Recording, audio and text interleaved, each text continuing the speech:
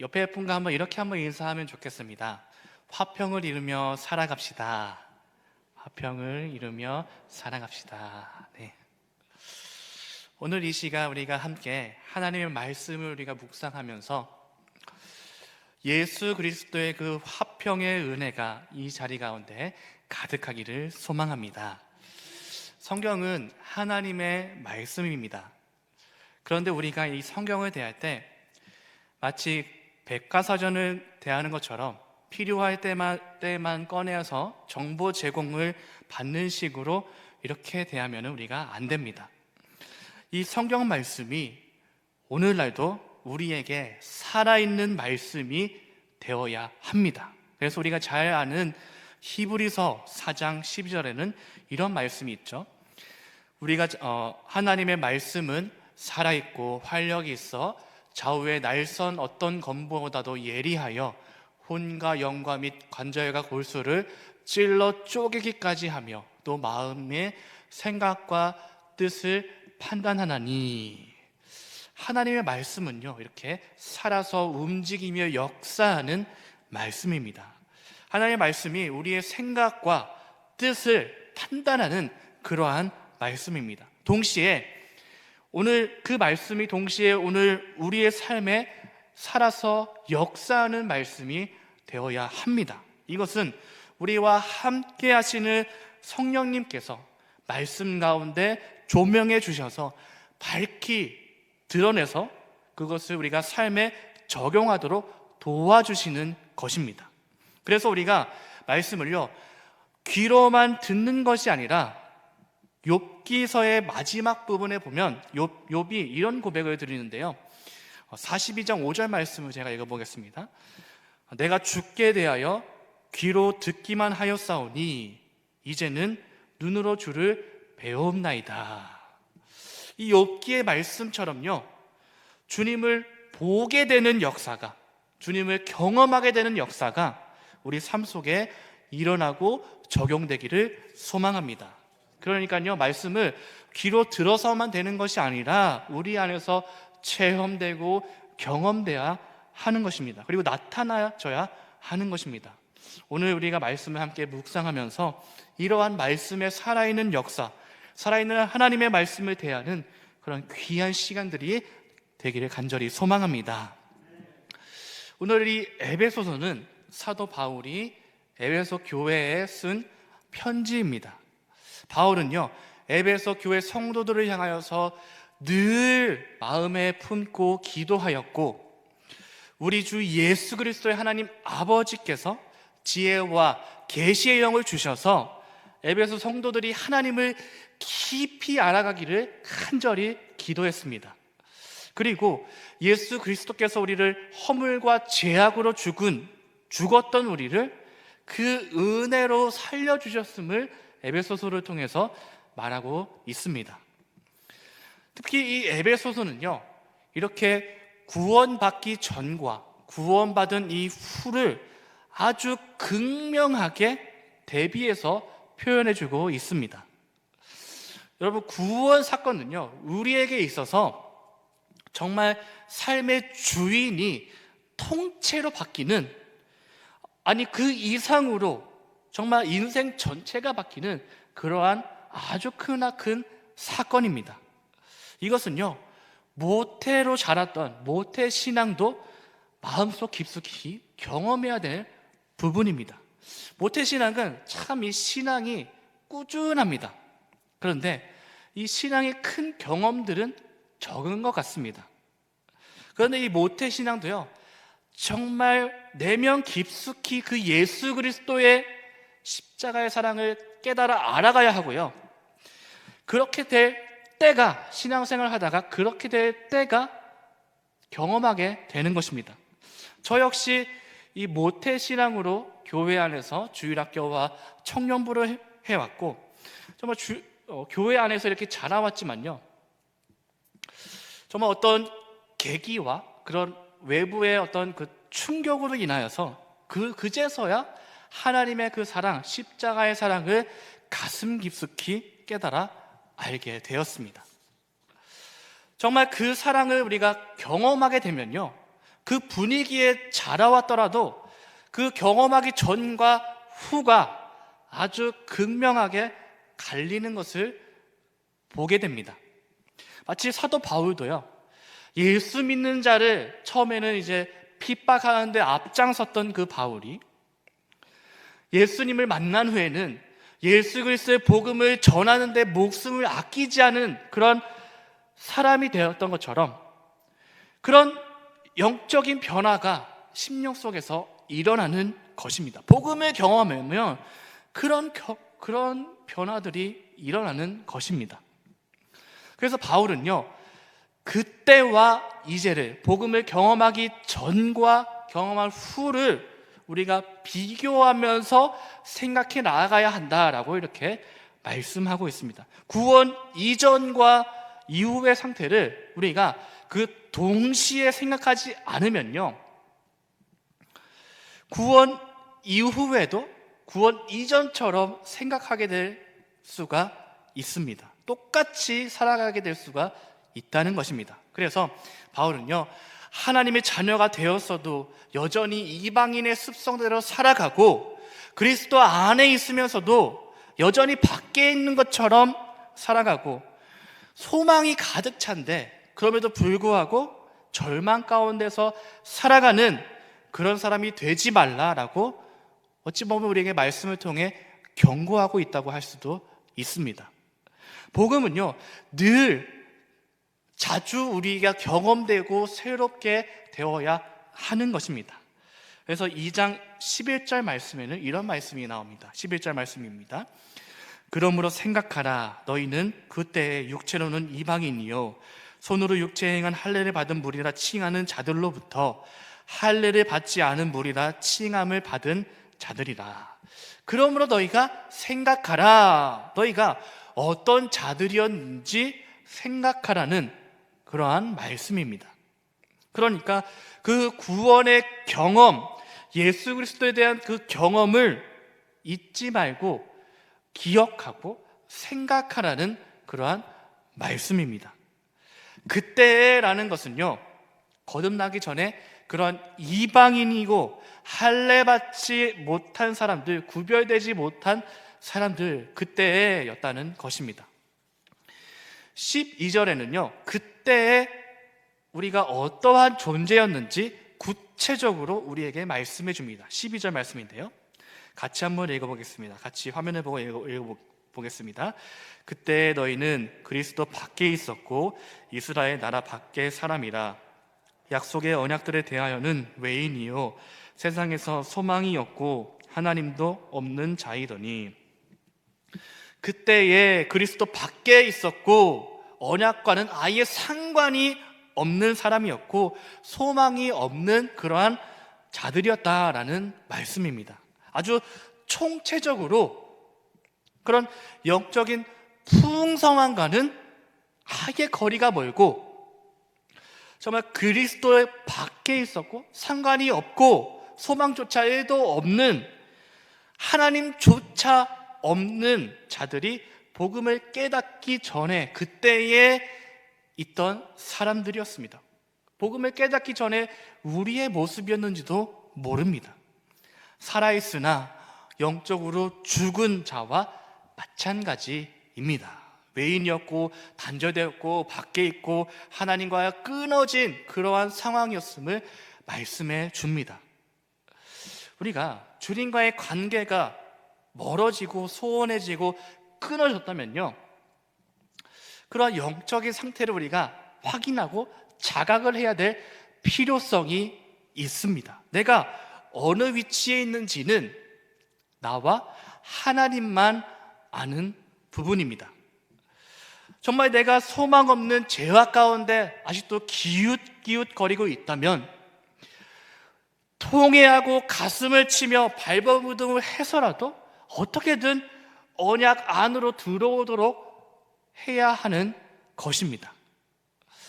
우리가 말씀을 이렇게 대하면서 나는 아니지, 나는 언약 안에 있지 이렇게 생각해야 할 것이 아니라요, 우리가 이미 그것을 다 경험하고 걸어왔습니다. 그렇기에 그 길을 통과해 왔기에 경험을 받기에 그 예수 그리스도에 없는 세상에 머문 어떤 삶이 얼마나 소망이 없고 허무하고 답이 없었던 삶이었는지 우리는 통과해 왔기에 깨달아 압니다. 그렇다면 우리 주변으로 시선을 돌려서 우리 주변에 가깝게 든 가족들, 사랑하는 아들, 딸, 가정들 주께로 돌아오도록 정말 가슴 깊숙이 돌아오도록 요청해야 하는 거죠. 이게 중고등부만 되어도요, 아이들을 복음을 안으로 데리고 오는 것이 참 쉽지는 않은 것 같습니다. 그런데 결혼을 해서 여러 가지 여건들이 참 나오기 힘들 때, 그런 결혼해서 복음과는 좀 거리가 먼 자녀들을 볼 때는 어떻게든 데리고 와야 되는데 참으로 어려운 부분입니다. 그래서 그럴 때는 기도하는 방법밖에는 없습니다. 정말 복음으로 들어오기에 애끓는 마음으로, 정말 부모가 자녀를 향한 그 마음으로 기도해야 하는 거죠. 또 사랑하는 부모님을 대할 때도 마찬가지일 것입니다. 최근에 이제 장례를 다녀왔는데 그 가정이 이제 부모님이 임종하시기 전에 어떻게 해서든 복음을 이제 듣게 하고 싶어서 그분이 이렇게 멀리 있는 지역에 떨어져 있었는데 멀리 있는 환경을 극복하고자 어떻게 하셨냐면 그 화상 통화를 가지고 그 부모님에게 같이 영접 기도를 이렇게 드려서, 그리고 부모님을 하나님께로 이렇게 보내드린 가정이 있었습니다. 그렇게까지 할 수 있었던 거는요, 아마 그 자녀들 마음속에 사무치게 복음의 그 중요성을 깨달아 알았기 때문일 것입니다. 부모님의 구원을 위해 날마다 아마 기도해왔기에, 마음을 다해서 기도해왔기에 그 마지막 순간에 정말 하나님께서 주신 지혜를 발휘해서 멀리 떨어졌지만 그 화상통화를 통하여서 영접 기도를 함께 이렇게 고백하고 부모님을 보내드리게 되었다는 거죠. 정말 여기 모인 우리가요, 그러한 그 가족들을 향한, 지인들을 향한, 또 영혼들을 향한, 잃어버린 영혼들을 사랑하는 마음이 우리 모두에게 채워지기를 바랍니다. 다만 우리만 복음 안에 있어서 낫다가 아니라요, 그렇게 아직도 모르는 사람들에게 그런 애끓는 마음, 그 복음을 우리가 경험해왔기에 알기 때문에 그런 마음들이 생겨나야 할 것입니다. 구원을 받지 못한 사람은요, 그리스도 밖에 있다라고 말하고요, 우리는요, 여기 모인 우리는 감사하게도 그리스도 안에 있어서 이렇게 또 예배의 자리로 우리가 함께 나왔습니다. 그래서 13절부터는요, 이제는 이라고 해서 그리스도 안에 있었을 때 어떠한 존재가 되었는지 말씀을 해주고 있습니다. 13절 말씀입니다. 이제는 전에 멀리 있던 너희가 그리스도 예수 안에서 그리스도의 피로 가까워졌느니라. 복음을 듣고 깨닫고 거듭난 지금을 의미하는 말씀입니다. 영적으로 죽었다가 그리스도의 생명으로 다시 살아난 그러한 존재자들이 오늘 우리라고 할 수 있습니다. 이제는 전에 멀리 있던 너희가 그리스도 예수 안에서 그리스도의 피로 가까워졌다. 멀리 있던 너희가 그리스도 피로 말미암아 가까워졌다는 말씀은 하나님과의 관계가 깨어졌던 관계가 이어지고 가까워졌다라는 그러한 선포된 말씀입니다. 우리가요, 그 믿음의 척도를요, 참 이게 어떻게 헤아리기가, 믿음의 척도를 헤아리기가 참 어려운 부분이 많습니다. 그래서 참 믿음이 좋다라고 이렇게 표현할 때요, 좀 더 피부에 가깝게 표현해 보자면 하나님과의 관계가 가까워졌는지 멀어졌는지를 생각해 보면 될 것 같습니다. 믿음이 좋은 것은요, 영적으로 하나님과 관계가 가까워진 그러한 관계라고 할 수 있을 것입니다. 죽었던 허물과 죄악으로 죽었던 우리를 살리신 것이 은혜이고 하나님이 우리를 살려주셨는데, 그래서 우리가 어떻게 되었습니까? 예수 그리스도의 피로 하나님과 가까워졌습니다. 어떻게 가까워졌습니까? 그리스도의 피로 말미암아 가까워졌다라고 에베소서는 말씀하고 있습니다. 예수 그리스도의 그 피 흘림, 그 보혈의 능력을 힘입어 우리가 하나님과 가까워지게 된 것입니다. 하나님과 가까워하게 된 것이 무엇이냐면요, 예수 그리스도께서요 하나님과 우리를 화평케 해주셨다는 의미가 담겨 있습니다. 단절됐던, 멀어졌던 우리가 가까워졌다라는 것은요, 화평하게 되었다라고 말씀합니다. 그래서 14절에 이렇게 말씀하죠. 같이 한번 읽어볼까요? 같이 읽습니다. 그는 우리의 화평이신지라 둘로 하나를 만드사 원수된 것 곧 중간에 막힌 담을 육체로 허시고. 그래서 그는 우리의 화평이시라 라고 말씀을 합니다. 예수님을 표현하는 거죠. 그러면 예수님 자체가 화평이십니다. 화평이 그만큼 이제 중요한 단어로 우리에게 다가오는 부분입니다. 그런데 말씀을 보면 막힌 담이 있다라고 말씀에 또 나오죠. 이 담에 대해서 좀 볼 때 우리가 삶에 있어서요, 어느 정도의 우리가 경계선은 좀 필요한 것 같습니다. 그래야 어찌 보면 개개인의 그러한 개인적인 삶이 보장되는 거죠. 그러니까 경계가 있을 때. 그런데 문제는요, 담이 문제가 아니라요, 막힌 담이 문제라는 거죠. 막힌 담. 막힌 담은요, 말 그대로 막혀 있어서 소통이 안 되고 단절됨을 의미하는 단어입니다. 예수 그리스도께서요, 하나님과 우리 사이에 막혔던 담을 헐어주셨다라고 이렇게 말씀을 합니다. 막힌 담을 헐어주셔서요, 우리에게 원하시는 것이 있습니다. 그것이 무엇이냐면요, 15절을 이렇게 말씀하죠. 이는 이 둘로 자기 안에서 한 세 사람을 지어 화평하게 하시고.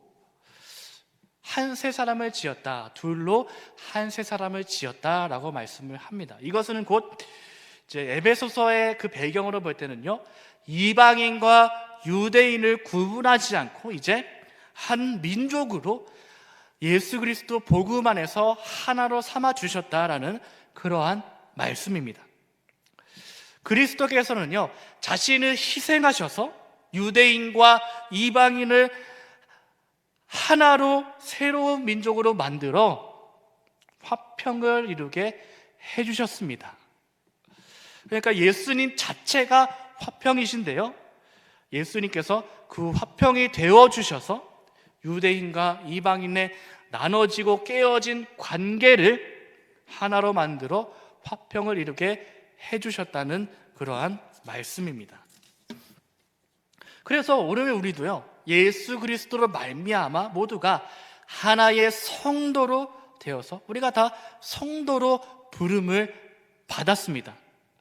결국에요, 이 화평을 누리는 것은요, 하나님과 우리 사이도 마찬가지지만 그뿐만 아니라요, 우리가 사는 세상에서 서로와 서로의 그러한 인간관계도 마찬가지로 화평을 우리가 누려야 함을 의미합니다.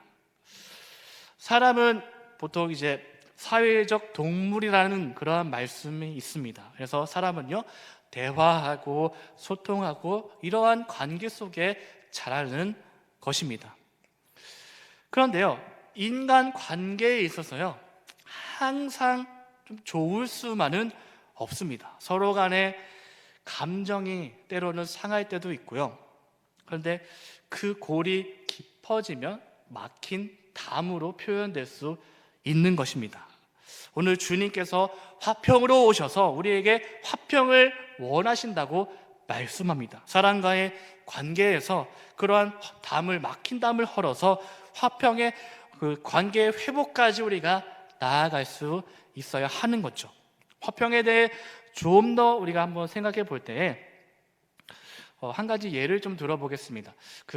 이제 도쿄 올림픽으로 인하여서 가장 인기가 많아진 스포츠가 있다고 하면은 아마 여자 배구, 프로 여자 배구라고 할 수 있습니다.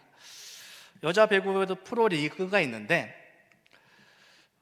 그 팀 중에 이제 H건설이라는 그러한 팀이 있습니다. H건설은 우리가 잘 들어본 선수 이름으로는 양효진 선수가 있는 그러한 팀입니다. 근데 이 H건설이 작년에는 여자 배구 프로리그에서 꼴찌를 했습니다. 그래서 올해도 역시 멤버는 동일한데 꼴찌했기에 감독만 새로 바뀌게 되었습니다.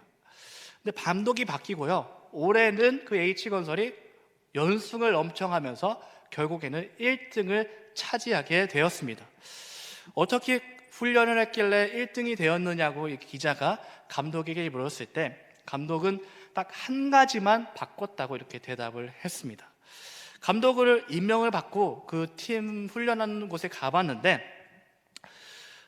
이제 연습을 하고 있는데 항상 보니까 주전과 비주전으로 팀을 나누어서 연습을 하더라는 것입니다. 그래서 감독으로 부임해서 더 이상 그렇게 하지 말고 연습할 때마다 서로 섞여서 주전과 비주전을 함께 이렇게 훈련을 하게 했다는 거죠. 그거 한 가지밖에 바꾼 것이 없다고 했습니다. 나머지는요, 이전과 같았고 선수 구성원도 크게 다를 바가 없었습니다.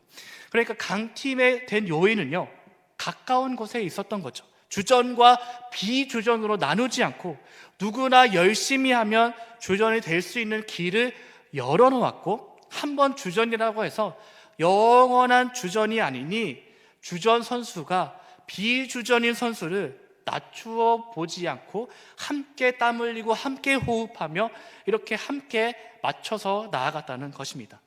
강팀의 요건은 정말 막 큰 곳에 있지 않았습니다. 동등한 기회 부여와 팀 안에서 나누지 않고 화평을 이루는 그것이었습니다.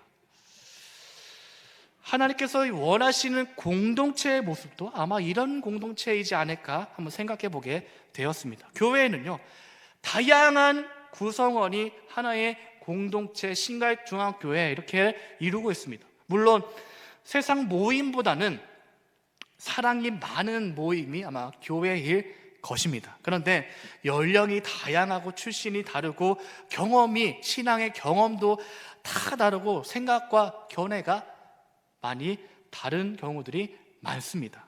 어찌 보면 그것이 당연한 일인 거죠. 그런데 사람과 사람이 같이 이렇게 교제하고 있을 때는요, 갈등이 아마 없지만은 않을 것입니다. 그러나 바로 그러한 때가 서로와 서로 간의 변화와 성숙과 성장의 때임을 또한 보게 되는 부분입니다. 잠언에는 이러한 말씀이 있는데요, 우리 잠언 27장 17절 말씀을 같이 한번 읽어보면 좋겠습니다. 같이 읽어보겠습니다. 철이 철을 날카롭게 하는 것 같이 사람이 그의 친구의 얼굴을 빛나게 하느니라. 이것은요, 인격적인 성장을 말하는 부분입니다. 사람과 사람이 서로 부딪히고 교제하면서 다듬어져 성장해 나아가는 그러한 관계인 것입니다. 그런 의미에서 우리 교회 사랑방 모임이 정말 중요하고 소중한 공동체인 것 같습니다. 교회 규모가 크다 보니까 이게 1부, 2부, 3부까지 나눠져 있어서 서로가 서로를 교인인지 익힐 기회가 적게 되는 게 현실입니다. 그런데 이렇게 소그룹으로 편성되어서 그 안에서 이제 주일 말씀 나눔을 하는데 그 안에서 서로가 서로의 견해를 들을 수 있고요, 서로의 또 다른 삶의 경험들을 나눌 수 있고, 때로는 그러한 간증과 감사와 기도 제목, 공감과 이런 또 기도 제목을 함께 나눌 수 있는 교제의 장이 사랑방 공동체라고 할 수 있습니다. 그래서 우리 교회에 속한 많은 사랑방들이 있는데요, 그래서 예수 그리스도의 그 화평의 은혜가 정말 우리 교회 소그룹 사랑방 정말 구석구석 가운데 그 화평의 은혜가 가득가득 넘치기를 간절히 소망하는 바입니다. 이런 그 화평의 은혜로요, 우리가요 어떻게 나가야 되냐면요, 하나님께 함께 우리가 나아가야 하는 것입니다. 18절 말씀이 좀 중요한 말씀인데 함께 말씀을 읽어보겠습니다. 같이 한번 읽어볼까요? 이는 그로 말미암아 우리 둘이 한 성령 안에서 아버지께 나아감을 얻게 하려 하심이라. 화평을 통해서요, 하나님 아버지께 함께 나아가는 것, 이것이 정말 이상적인 성도의 교제와 성도의 모임, 교회라고 할 수 있습니다. 하나됨의 목적은요, 하나님께 나아가는 데 있는 것입니다. 우리는 성령 안에서 우리가 서로 다르지만 하나님 아버지께 함께 나아갈 수 있는 것입니다. 그만큼 이 화평이 얼마나 중요한지 모릅니다. 히브리서 12장 13절에는요 이 정도까지 말씀을 하는데요, 모든 사람과 더불어 화평함과 거룩함을 따르라. 이것이 없이는 아무도 주를 보지 못하리라. 이렇게까지 강하게 말씀하고 있습니다. 이 자리에 나온 우리 모두가요, 우리 중에요 혹시라도 화목하지 못한 부분이 있으시다면, 또 가족과 교회와 일터와 또 그 가운데 혹시나 화평을 이루지 못한다면, 아마 그 화평을 이루지 못하는 그 마음이 있다면 그것이 예배의 자리, 지성소의 자리로 들어가는 문에도 좀 걸림돌이 될 수가 있습니다. 이 관계가 어렵게 되면 머리가 아플 뿐만 아니라 가슴이 참 답답해지고 먹먹해지기 마련입니다. 믿는 우리가 하나님과 더불어, 사람들과 더불어 화평을 이루려면 어떻게 해야 될까요? 그것은 십자가의 희생적인 사랑이 답입니다. 풍성한 삶의 초대를 보면 하나님의 무조건적인 사랑을 경험하는 것으로 표현해주고 있습니다. 또 지난주에 담임 목사님 말씀 중에 이런 말씀이 있었죠. 하나님께서 인간을 사랑하실 때에 이 경제 논리에 따라 계산적으로 사랑하지 않으셨고 우리를 위해 죽기까지 거룩한 낭비를 해주셨다라고 말씀해 주셨습니다. 그러므로 우리는요, 그 계산이 불가능한 하나님의 측량할 수 없는 그 사랑으로 먼저 우리가 많이 그 사랑을 받아서 그 사랑으로 우리가 교회와 또 이웃과 가정과 일터에서 이웃을 사랑하기에 정말 의지적으로 힘써 나아가야 하고 성령님께서 우리를 도와주실 겁니다. 화평의 근원이 되실 예수 그리스도만이 우리의 삶의 현장에서 나타나고 드러나길 간절히 소망합니다. 말씀을 마무리하려고 합니다. 오늘 에베소서에는요, 구원받기 전과 구원받은 후를 말씀하면서 이 두 가지를 항상 기억하고 너희가 생각하라 라고 하면서 특별히 우리의 신앙의 위치를 자각하라고 우리에게 말씀해 주십니다.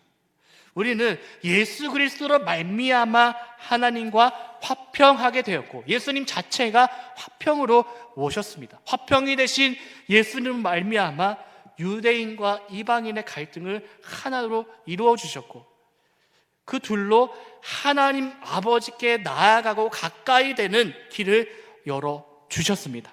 그리고 그 사랑이 흘러 오늘날 우리에게까지 복음으로 전도에 미련한 것으로 전해졌고 우리 역시 그리스도 안에 살아가게 되었습니다.